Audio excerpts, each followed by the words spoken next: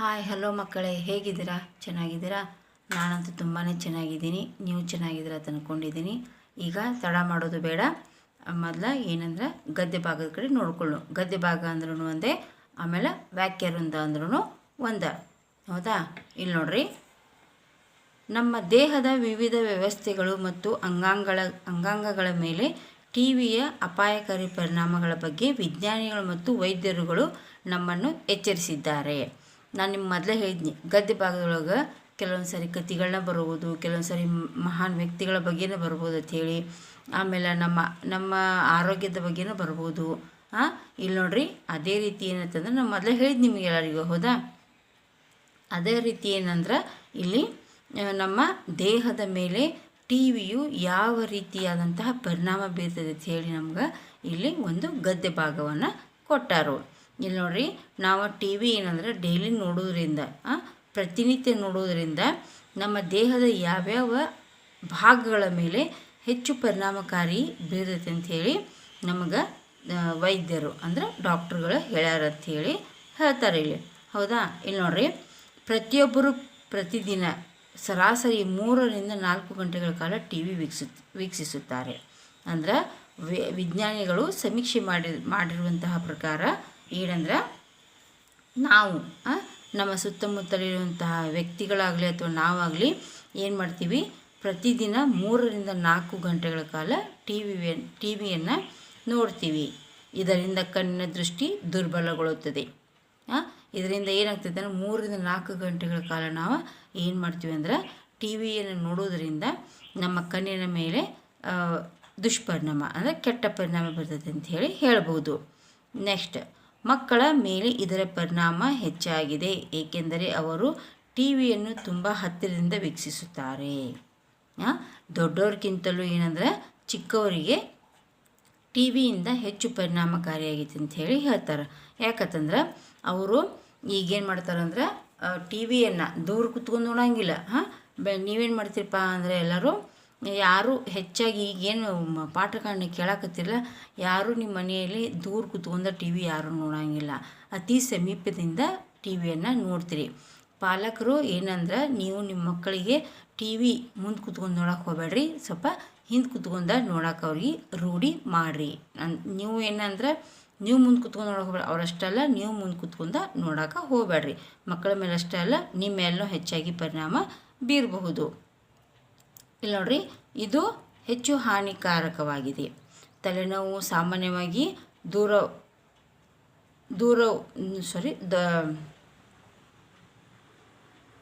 ಅಂದ್ರೆ ಸಾಮಾನ್ಯವಾಗಿ ಏನಾಗ್ತೈತೆ ಅಂದ್ರೆ ನಮಗೆ ತಲೆನೋವು ಹೆಚ್ಚಾಗ್ತೈತೆ ಅಂತ ಹೇಳಿ ಅಂದ್ರೆ ದೂರುವುದಕ್ಕೂ ಕಾರಣವಾಗಿದೆ.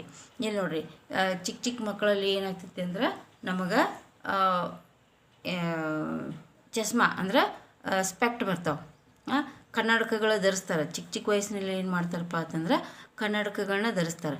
ಈ ಕನ್ನಡಕಗಳನ್ನ ಧರಿಸೋದ್ರಿಂದ ಯಾಕೆ ಕನ್ನಡಕ ನೀವು ಅಂತೀರಿ, ಏನೋ ಇಷ್ಟು ಸಣ್ಣ ವಯಸ್ಸಿನಾಗ ಕನ್ನಡಕ ಬತ್ತಲ್ಲ ನಿನಗೆ ಅಂಥೇಳಿ.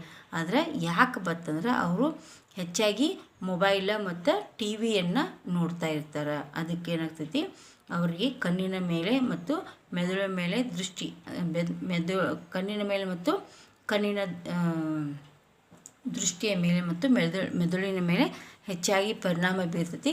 ಅದಕ್ಕೆ ಏನಾಗ್ತೈತೆ ಅಂದ್ರೆ ಚಿಕ್ಕ ವಯಸ್ಸಿನಲ್ಲಿ, ಈಗಿನ ಚಿಕ್ಕ ಮಕ್ಕಳ ವಯಸ್ಸಿನ ಮಕ್ಕಳಲ್ಲಿ ಏನಾಗ್ತೈತೆ ಅಂದ್ರೆ ಅವ್ರಿಗೆ ತಲೆನೋವು ಕಾಣಿಸ್ಕೊತೈತಿ. ಆಮೇಲೆ ಹೆಚ್ಚು ಓದಾಕತ್ರ ಏನಾಗ್ತೈತೆ ಅಂದ್ರೆ ಅವರಿಗೆ ಅಕ್ಷರಗಳು ಸರಿಯಾಗಿ ಕಾಣುವುದಿಲ್ಲ. ಹೌದಾ? ಅದಕ್ಕೆ ಏನಂದರೆ ಅವರು ದೃಷ್ಟಿಹೀನರಾಗ್ಬೋದು. ಅದಕ್ಕೋಸ್ಕರ ಏನು ಮಾಡಿರಿ ಪಾಲಕರು, ನೀವು ಟಿ ವಿ ನೋಡೋಕೆ ಸ್ವಲ್ಪ ಹಿಂದ್ಗಡೆ ಕುಣಿಸ್ರಿ, ನೀವು ಹಿಂದ್ಗಡೆ ಕೂತ್ಕೋರಿ. ನೆಕ್ಸ್ಟ್, ದೀರ್ಘಕಾಲದವರೆಗೆ ಟಿ ವಿ ವೀಕ್ಷಿಸುವುದು ನಮ್ಮ ದೈಹಿಕ ಆರೋಗ್ಯ ಮತ್ತು ಮಾನಸಿಕ ಬೆಳವಣಿಗೆ ಹಾನಿಕಾರಕ. ನೋಡ್ರಿ, ನಾವು ಏನಾಗ್ತೀವಿ ಅಂತಂದ್ರೆ ದೀರ್ಘಕಾಲದವರೆಗೆ ಟಿ ವಿಯನ್ನು ನೋಡೋದ್ರಿಂದ ನಮ್ಮ ದೈಹಿಕ ಆರೋಗ್ಯ ಮತ್ತು ಮಾನಸಿಕ ಬೆಳವಣಿಗೆಗೆ ಹಾನಿಕಾರಕವಾಗ್ತೈತಿ ಅಂತ ಹೇಳ್ಬೋದು. ವಿವಿಧ ಕಾರ್ಯಕ್ರಮಗಳಲ್ಲಿನ ನೃತ್ಯ, ಸಂಗೀತ ಮತ್ತು ಹೋರಾಟದ ಪ್ರದರ್ಶನಗಳಲ್ಲಿ ಏರು ಧ್ವನಿಯಲ್ಲಿ ಶಬ್ದ ಬಳಸುವುದು ಕಿವುಡುತನಕ್ಕೆ ಕಾರಣವಾಗಬಹುದು. ಇಲ್ಲಿ ನೋಡ್ರಿ, ನೀವೇನು ಮಾಡ್ತೀರಪ್ಪ ಅಂದರೆ ಕೆಲವೊಂದು ಕಾರ್ಯಕ್ರಮಕ್ಕೆ ಹೋಗಿರ್ತೀರಿ, ಹೌದಾ? ಕಾರ್ಯಕ್ರಮ ಹೊರಗಡೆನೇ ಹೋಗಲಿ ಅಥವಾ ಮನೆಯಲ್ಲಿನೇ ಏನಂತಂದ್ರೆ ಯಾವುದೋ ಒಂದು ಹೊಸ ಕಾರ್ಯಕ್ರಮ ಐತಂದ್ರೆ ಸರಿಗಮಪ್ಪ ನೋಡ್ತೀರಿ ಈಗೆಲ್ಲರೂ, ಹೌದಾ? ಈಗ ಜಿ ಕನ್ನಡ ಒಳಗೆ ಸರಿಗಮಪ್ಪ ನೋಡ್ತೀರಿ. ಇನ್ನೊಂದು ಏನಂದ್ರೆ ಕೆಲವೊಂದು ನಿಮ್ಗೆ ಇಷ್ಟವಾದ ಫಿಲ್ಮ್ ಆಗಲಿ ಯಾವುದೇ ಆಗಲಿ ಹತ್ತಿದಾಗ ಏನು ಮಾಡ್ತೀರಿ, ಸ್ವಲ್ಪ ಹೆಚ್ಚು ಇಂಟ್ರೆಸ್ಟ್ಲೆ ಕೊಟ್ಕೊಂಡು, ಅಂದರೆ ಹಿಂದೆ ಯಾವುದೋ ಶಬ್ದ ಏನಾಗಬಾರ್ದು, ಮಿಸ್ ಆಗಬಾರ್ದು, ಅಷ್ಟು ಲಕ್ಷ ಕೊಟ್ಟು ನೋಡ್ತಿರ್ತೀರಿ, ಹೌದಾ?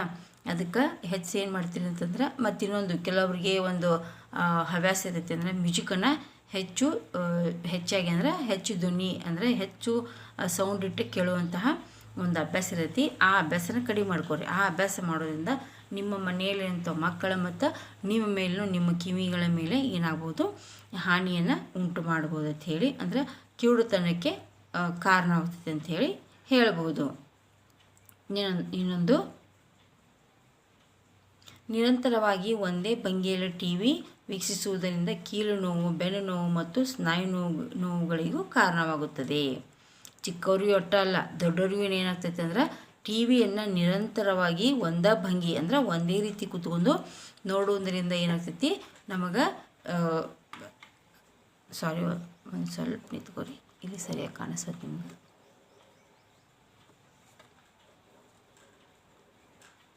ಎಸ್, ಇಲ್ಲಿ ನೋಡ್ರಿ, ನಿರಂತರವಾಗಿ ಒಂದೇ ಭಂಗಿ ಅಂದರೆ ಒಂದೇ ರೀತಿ ಕೂತ್ಕೊಂಡ್ರೆ ಏನಾಗ್ತೈತಿ ಅಂದ್ರೆ ನಾವು ಟಿ.ವಿಯನ್ನು ವೀಕ್ಷಿಸುವುದರಿಂದ ಏನಾಗ್ತೈತಿ, ಅದು ನಮ್ಗೆ ಕೀಲು ನೋವು, ನಮ್ಮಲ್ಲಿ ಕೈಕಾಲುಗಳಲ್ಲಿ ನೋವು ಉಂಟಾಗ್ಬೋದು ಅಂತ, ಬೆನ್ನು ನೋವು ಬರ್ಬೋದು, ಆಮೇಲೆ ಸ್ನಾಯು ನೋವುಗಳನ್ನು ಕೂಡ ಬರ್ಬೋದು ಅಂಥೇಳಿ ಹೇಳ್ತಾರೆ.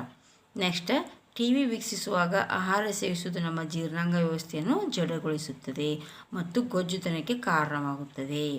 ಭಯಾನಕ ಮತ್ತು ಹಿಂಸೆಯ ದೃಶ್ಯಗಳು ಯುವಕರಲ್ಲಿ ಮನೋವೈಜ್ಞಾನಿಕ ಸಮಸ್ಯೆಗಳಿಗೆ ಕಾರಣವಾಗುತ್ತದೆ. ಇಲ್ಲಿ ನೋಡ್ರಿ, ಅದಕ್ಕೆ ದೊಡ್ಡವ್ರು ಹೇಳ್ತಾರೆ, ಟಿ.ವಿ ನೋಡ್ಕೊತ ಊಟ ಮಾಡೋಕ್ಕೆ ಹೋಗಬೇಡ, ಆಮೇಲೆ ಟಿ.ವಿ ನೋಡ್ಕೊತ ಮಾತಾಡೋಕ್ಕೆ ಹೋಗಬೇಡ. ಈಗ ನಮ್ಮ ಹಿರಿಯರು, ನಮ್ಮ ಮನೆಯಲ್ಲಿ ಇರುವಂತಹ ಅಜ್ಜ ಅಜ್ಜಿ ಇದ್ರಂದ್ರೆ, ನಿಮ್ಮ ಮನೆಯಲ್ಲಿ ಇದ್ರಂದ್ರೆ ನೋಡ್ರಿ, ಅಜ್ಜ ಅಜ್ಜಿ ಯಾಕೆ ಟಿ.ವಿ ನೋಡ್ಕೊಂಡು ಊಟ ಮಾಡ್ತೀವಿ, ಹೀಗೆಲ್ಲ ಊಟ ಮಾಡಬಾರ್ದು, ಚಲೋ ಅಲ್ಲ ಅಂಥೇಳಿ ಹೇಳ್ತಾರೆ, ಹೌದಾ? ಅವ್ರು ಹೇಳೋದು ಒಂದು ಕಾರಣ ಇರ್ತೈತಿ. ಆಮೇಲೆ ಇನ್ನೊಂದು ಏನಂದ್ರೆ, ನಾವು ಹೆಚ್ಚು ನೋಡಲಿ, ನಮ್ಮ ಜೀರ್ಣಾಂಗ ಅಂದರೆ ನಮ್ಮ ಜೀರ್ಣಕ್ರಿಯೆ ಮೇಲೆ ಪರಿಣಾಮ ಬೀರ್ತದೆ. ಅಂದರೆ ಏನು, ನಮ್ಮ ಜೀರ್ಣಕ್ರಿಯೆ ನಿಧಾನಗೊಳಿಸುವಂತಹ ಸಾಧ್ಯತೆ ಇರ್ತೈತಿ. ಆಮೇಲೆ ನಮ್ಮ ಗೊಜ್ಜುತನ ಅಂದರೆ ನಮ್ಮಲ್ಲಿ ಹೆಚ್ಚು ಗೊಜ್ಜು, ನಾವು ಹೆಚ್ಚು ಫ್ಯಾಟ್ ಆಗೋಕ್ಕೆ ಇದೇನಾಗ್ತೈತೆ ಅಂದರೆ ಕಾರಣವಾಗ್ಬೋದು ಅಂಥೇಳಿ ಹೇಳ್ಬೋದು. ಕೆಲವೊಬ್ರು ನೋಡ್ರಲ್ಲಿ ಟಿ.ವಿ ಹಚ್ಕೋದ್ಮೇಲೆ ತಾನೆ ಏನು ಮಾಡ್ತೀರಪ್ಪ ಅಂದರೆ ಊಟ ಮಾಡ್ತೀರಿ. ಆ ಅಭ್ಯಾಸವನ್ನು ಬಿಟ್ಬಿಡ್ರಿ. ಟಿ.ವಿ ಇದ್ದಾಗನ ಕೆಲವರು ಏನಂದರೆ ಕರೆಂಟ್ ಹೋದು ಅಂದರೆ ಕರೆಂಟ್ ಬರೋವರೆಗೂ ಊಟ ಮಾಡೋಂಗಿಲ್ಲ. ಯಾಕಂದ್ರೆ ಟಿ.ವಿ ಹಚ್ಕೊಂಡು ಊಟ ಮಾಡಿ ಅವರ ಅಭ್ಯಾಸ ಇರುತ್ತೆ, ಅದು ಹಂಗೆ ಮಾಡೋಕ್ಕೆ ಹೋಗಬೇಡ್ರಿ, ಹೌದಾ? ಅದಕ್ಕೆ ಏನಾಗ್ತದೆ ಅಂದರೆ ಗೊಜ್ಜುತನ ಸಮಸ್ಯೆ ಉಂಟಾಗಬಹುದು. ಇನ್ನೊಂದು, ಭಯಾನಕ ಮತ್ತು ಹಿಂಸೆಯ ದೃಶ್ಯಗಳು ಯುವಕರಲ್ಲಿ ಮನೋವೈಜ್ಞಾನಿಕ ಸಮಸ್ಯೆಗಳಿಗೆ ಕಾರಣವಾಗುತ್ತದೆ. ಇನ್ನೊಳ್ಳಿ ಭಯಾನಕ ಏನಂದ್ರೆ ದೃಶ್ಯಗಳು, ಈಗ ನೋಡ್ರಿ, ಎಲ್ಲ ಯಾವುದೇ ಫಿಲ್ಮನ್ನು ತಗೋರಿ, ಯಾವುದೇ ಫಿಲ್ಮ್ ಒಳಗೂ ಯಾವುದೇ ನೀತಿ ಪಾಠ ಹೇಳುವಂತಹ ಫಿಲ್ಮ್ಗಳು ಇಲ್ಲೇ ಇಲ್ಲ. ಎಲ್ಲ ಹೊಡಿ ಬಡಿ ಯಾವುದು ಇದು ಅಂಥೇಳಿ ಏನದಾವು ಎಲ್ಲ ಫಿಲ್ಮ್ಗಳದಾವೆ. ಯಾವುದೇ ಒಂದು ರಾಮಾಯಣ ಮಹಾಭಾರತ ತೆಗೆದು ಯಾವ್ದಾವ ಫಿಲ್ಮ್ ಇಲ್ಲಂತಲ್ಲ, ಆ ಫಿಲ್ಮನ್ನು ಯಾರೂ ಹೆಚ್ಚಾಗಿ ಕೂತ್ಕೊಂಡು ನೋಡೋಂಗೇ ಇಲ್ಲ. ನಿಜವಾಗ್ಲೂ ನಿಮ್ಮಲ್ಲೇ ನೀವು ಪ್ರಶ್ನೆ ಹಾಕೋರಿ, ಯಾರು ಮಹಾಭಾರತ ಮತ್ತು ರಾಮಾಯಣ ಒಂದು ಫಿಲ್ಮ್ ಹಾಕಿದ್ರೆ ಅದು ಯಾವಾಗ ಮುಗಿತೈತಿ ನೋಡೋ, ಟೈಮ್ ಪಾಸ್ಗೋಸ್ಕರ ನೋಡ್ತೀರಿ ಹೊರತಾಗಿ ಅದರೊಳಗೆ ಹಿಂದೆ ಇರುವಂಥ ಏನದು ಒಂದು ಪಾಠವನ್ನು ಸರಿಯಾಗಿ ಯಾರು ಕುತ್ಕೊಂಡು ನೋಡೋಂಗಿಲ್ಲ. ಮಕ್ಕಳು ಸರಿಯಾಗಿ ನೋಡೋಂಗಿಲ್ಲ. ರಾಮಾಯಣ ಮಹಾಭಾರತ ಪುಸ್ತಕನ ಓದ್ರೆ ಓದೋಂಗಿಲ್ಲ. ಅದೇ ರೀತಿ ಏನಂದ್ರೆ ನಿಮ್ಗೆ ಹೇಳ್ತಾರೆ, ಯಾವುದೇ ಪಿಕ್ಚರ್ 3 ತಾಸು 4 ತಾಸು ಕುತ್ಕೊಂಡು ಫಿಲ್ಮ್ ನೋಡ್ತಾರೆ ಹೊರತಾಗಿ ಮಕ್ಕಳು ರಾಮಾಯಣ ಮತ್ತು ಮಹಾಭಾರತ ಅಂತ ಕಥೆಗಳನ್ನು ಯಾರೂ ಓದೋಂಗಿಲ್ಲ. ಅದಕ್ಕೆ ನಾವು ನೋಡಬೇಕು, ಮಕ್ಕಳಿಗೆ ರಾಮಾಯಣ ಮತ್ತು ಮಹಾಭಾರತ ಕಥೆಗಳನ್ನು ನಾವು ಹೇಳಬೇಕು ಮತ್ತು ಏನು ಮಾಡಬೇಕು, ಅವ್ರಿಗೆ ಪ್ರೋತ್ಸಾಹಿಸಬೇಕು. ರಾಮಾಯಣ ಮಹಾಭಾರತ ನೀತಿ ಪಾಠಗಳನ್ನ ನಾವು ಮಾಡಬೇಕು, ಮಕ್ಕಳಲ್ಲಿ ನಾವು ಮಾಡಬೇಕು, ಹೇಳ್ತಾ ಹೋಗಬೇಕು. ಈಗ ಇದಕ್ಕೆ ಸಂಬಂಧಪಟ್ಟಂಗೆ ಕೆಲವೊಂದು ಪ್ರಶ್ನೆಗಳದಾವ ನೋಡ್ರಿ.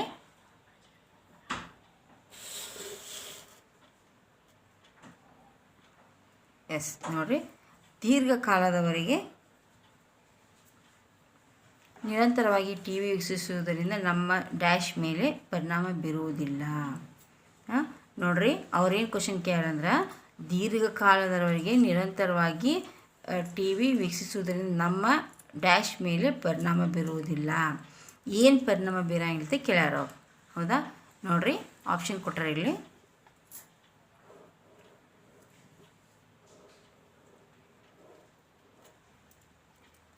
ನೋಡ್ರಿ ಆಪ್ಷನ್ ಕೊಟ್ಟರು. ಮಾನಸಿಕ ಆರೋಗ್ಯದ, ಆಮೇಲೆ ಎತ್ತರದ, ಜೀರ್ಣಕ್ರಿಯೆ, ತೂಕ. ನಾ ಇಲ್ಲಿ ಹೇಳಿ ನಿಮಗೆ, ನಮ್ಗೆ ದೀರ್ಘಕಾಲದವರೆಗೆ ನಿರಂತರವಾಗಿ ಟಿ ನೋಡೋದು ಯಾವುದರ ಮೇಲೆ ಪರಿಣಾಮ ಬೀರುವುದಿಲ್ಲ. ಮಾನಸಿಕ ಆರೋಗ್ಯದ ಮೇಲೆ ಪರಿಣಾಮ ಬೀರ್ತೈತಿ, ಜೀರ್ಣಕ್ರಿಯೆ ಮೇಲೂ ಪರಿಣಾಮ ಬೀರ್ತೈತಿ, ಆಮೇಲೆ ತೂಕದ ಮೇಲೆ, ಜಡತ್ವದ ಮೇಲೂ ಪರಿಣಾಮ ಬೀರ್ತೈತಿ ಹೇಳಿ. ಆದ್ರೆ ಎತ್ತರದ ಮೇಲೆ ಪರಿಣಾಮ ಬೀರಂಗಿಲ್ಲ. ನಮ್ಮಲ್ಲಿ ಬೆಳವಣಿಗೆ ಆಗುವಂಗೆ ಆಗ್ತಿರ್ತೈತಿ. ಹೌದಾ? ಮಾನಸಿಕ ಆರೋಗ್ಯ, ಜೀರ್ಣಕ್ರಿಯೆ, ತೂಕ, ಇದ್ರ ಮೂರರ ಮೇಲೂ ಏನಾಗ್ತೈತೆ ಅಂದ್ರೆ ಇದು ಪರಿಣಾಮ ಬೀರ್ತೈತಿ. ಆದರೆ ಎತ್ತರದ ಮೇಲೆ ಯಾವುದೇ ರೀತಿಯಾದಂಥ ಪರಿಣಾಮ ಬೀರುವುದಿಲ್ಲ. ನಾವು ಸರಿಯಾಗಿ ಕ್ವಶನ್ಸನ್ನು ನೋಡಬೇಕಾಕತಿ ಮತ್ತು ಓದಬೇಕಾಕತಿ. ನೆಕ್ಸ್ಟ್, ಭಯಾನಕ ಮತ್ತು ಹಿಂಸೆಯ ದೃಶ್ಯಗಳು ಯುವಕರಲ್ಲಿ ಮನೋವೈಜ್ಞಾನಿಕ ಸಮಸ್ಯೆಗಳಿಗೆ ಕಾರಣವಾಗುತ್ತದೆ. ಮಾನಸಿಕ ಸಮಸ್ಯೆಗಳು ಡ್ಯಾಶ್ಗೆ ಸಂಬಂಧಿಸಿದ ಸಮಸ್ಯೆಗಳು ಸೂಚಿಸುತ್ತವೆ. ಇಲ್ಲಿ ನೋಡಲಿ, ಅಂದರೆ ಏನನ್ನು ಭಯಾನಕ ಮತ್ತು ಹಿಂಸೆಯ ದೃಶ್ಯಗಳು ಏನು ಯುವಕರಲ್ಲಿ ವೈಜ್ಞಾನಿಕ ಸಮಸ್ಯೆಗಳಿಗೆ ಕಾರಣವಾಗುತ್ತದೆ. ಮಾನಸಿಕ ಸಮಸ್ಯೆಗಳು ಡ್ಯಾಶ್ಗೆ ಸಂಬಂಧಿಸಿದ ಸಮಸ್ಯೆಗಳು ಸೂಚಿಸುತ್ತವೆ. ಏನು ಸೂಚಿಸ್ತೈತಿ? ಮನಸ್ಸು, ಹೃದಯ, ಜೀರ್ಣಾಂಗ ವ್ಯವಸ್ಥೆ, ಶ್ರವಣ ಸಾಮರ್ಥ್ಯ. ಇದ್ರೊಳಗೆ ಯಾವುದೋ ಹಂಗಿಲ್ಲ, ಯಾವುದಕ್ಕತಿ ಮನಸ್ಸು ಆಗ್ತೈತಿ. ನೆಕ್ಸ್ಟ್,